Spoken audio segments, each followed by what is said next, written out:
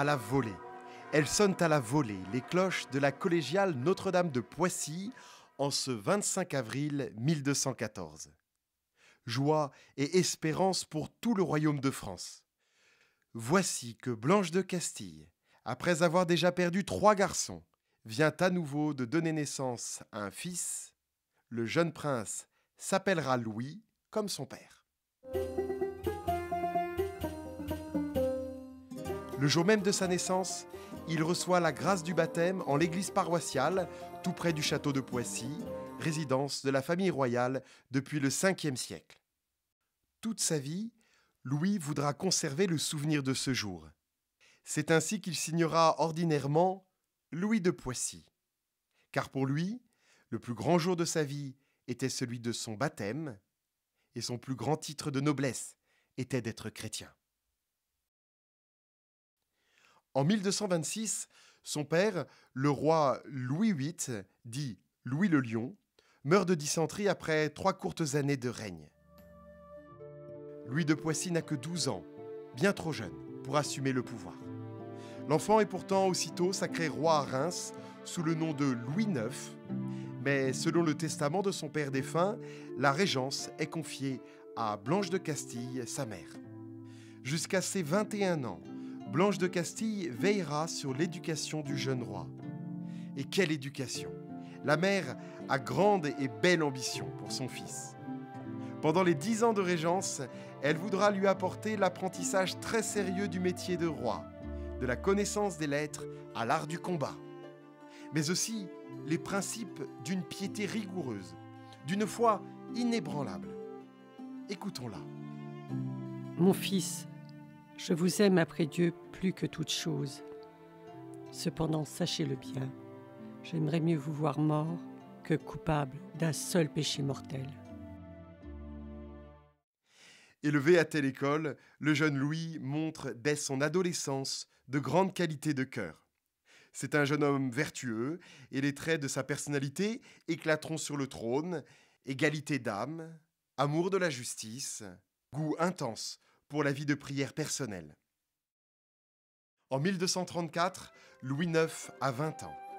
Blanche de Castille organise le mariage de son fils avec une femme qu'il n'a jamais rencontrée, Marguerite de Provence.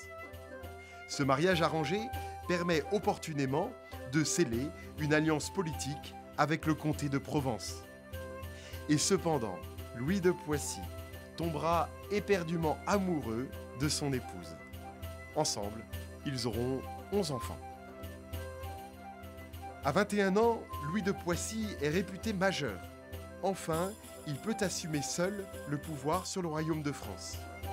Ainsi s'arrête la régence, mais Blanche de Castille, une mère au caractère exceptionnellement fort, ne sera en vérité jamais très loin. Dès le début de son règne, la foi de Louis surprend ceux qui l'approchent. Il y a ces larmes du jeune roi âgé de 25 ans, lorsque lui sont apportées, venues d'Orient, les reliques de la Passion du Christ.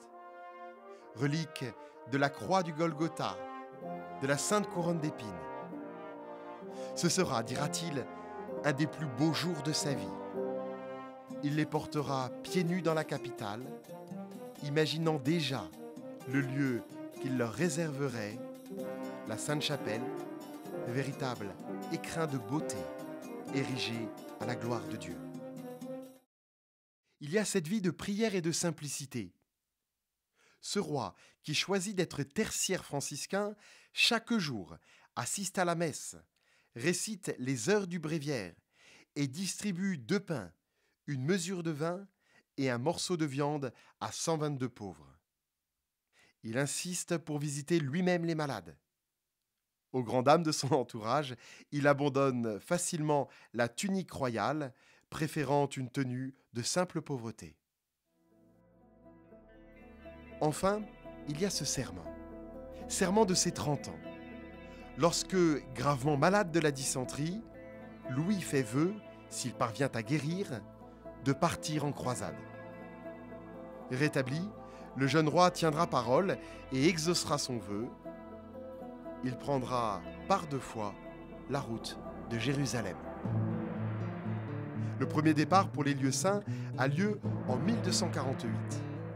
Louis se saisit de l'oriflamme des Capétiens en la basilique Saint-Denis et ouvre la 7e croisade française. Il part, accompagné de son épouse Marguerite et de 2 de ses frères. En son absence, c'est sa mère, Blanche de Castille, qui reprend le gouvernement de la France. Avec 1800 navires, Louis prend la mer en direction de l'Égypte pour reprendre la Palestine au sultan. Victorieux à Damiette en 1249, il est vaincu et fait prisonnier avec ses soldats 1 an plus tard lors du siège de Mansoura et devient le premier souverain français capturé sur un champ de bataille. Pendant 1 mois, Louis connaît l'incarcération. Ce sera en réalité l'occasion d'une étonnante expérience, celle de la rencontre avec l'adversaire. Voici que les Sarrasins, des musulmans, admirent la grandeur d'âme, la foi et le courage du roi de France. Et Louis, de son côté, est forcé de reconnaître qu'avec eux, le dialogue est possible, qu'ils sont cultivés, discrets et pieux. Libéré contre une rançon colossale, il rejoint en Terre Sainte son épouse Marguerite, qui avait pris la tête de la croisade. Mais lorsqu'il apprend, avec plusieurs mois de retard, la mort de sa mère Blanche de Castille, il choisit de rentrer en France. Il retrouve le royaume après 6 ans d'absence. Pendant son règne, prenant très au sérieux son baptême et les responsabilités qui lui incombent, Louis IX voudra incarner l'idéal du roi chrétien. Son désir, établir le règne de Dieu.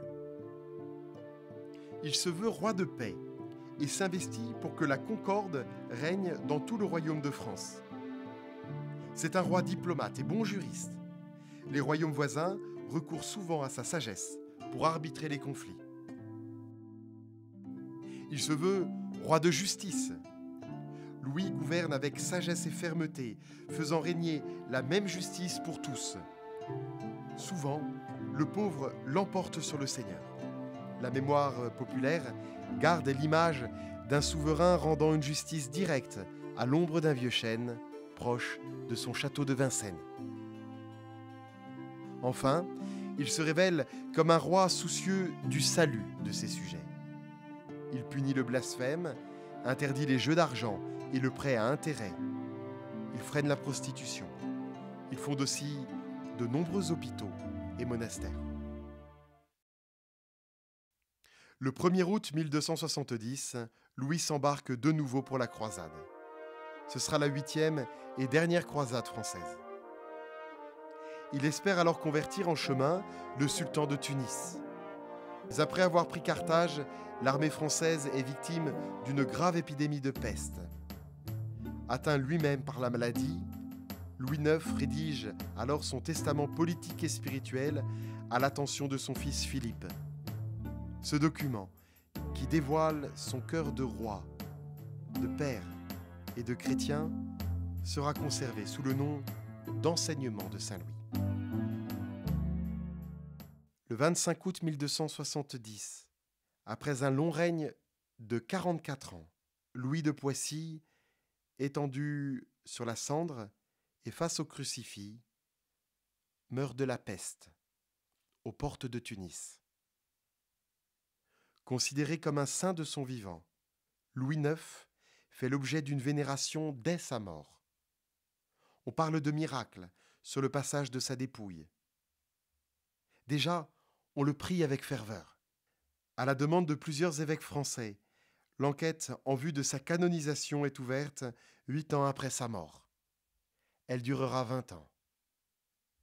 Louis IX est reconnu saint le 11 août 1297. Il est le premier roi de France à être canonisé. Depuis ce lointain XIIIe siècle, le baptême de ce roi nous interpelle encore. Et si cet hier éclairait aujourd'hui? 800 ans plus tard, Saint Louis, Louis de Poissy, qu'as-tu à nous dire?